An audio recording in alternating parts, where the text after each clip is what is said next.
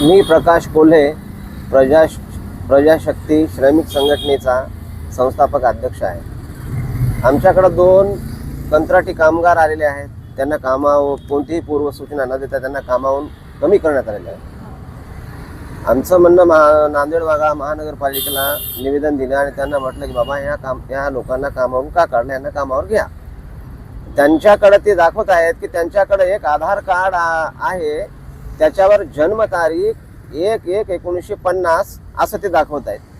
1/1/1950 म्हटल्यावर त्या महिलेचं आजच्या तारखेमध्ये वय होते 76. आणि ते ॲक्च्युली त्या महिलेनं जेव्हा आधार कार्ड काढलं होतं ते 2014 साली ते आधार कार्ड काढलेलं आहे. आणि त्याच्यानंतर 2021 मध्ये त्यांनी मोबाईल नंबर दुरुस्त केलेला आहे, फक्त मोबाईल नंबर. तर त्याचे आम्ही प्रिंट देखील काढलेले आहेत. त्यांच्याकडे जे आधार कार्ड आहे ते म्हणत आहेत की जन्मतारीख 1950 आहे. आमचं म्हणणं आहे की बाबा तू कोण्या आधारावर काढलास, आम्ही त्याची प्रिंट काढली, ती त्याची प्रिंट आहे. तर त्यावेळेस त्यांनी आता एक पत्र दिलंय. पत्र दिल्याच्या नंतर त्यांनी सांगितलं की अर्ध्या तासानंतर या.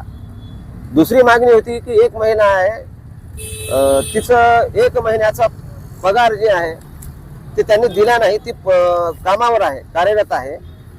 तर त्यांचं म्हणणं आहे की बाबा नजर चुकीने राहिला असेल तर आम्ही ते द्यायला होता. हे आताच त्यांनी थोड्या वेळापूर्वी सांगितलेलं आहे. त्या महिलेचं नाव आहे सकीना बेगम अल्ला बखस सय्यद.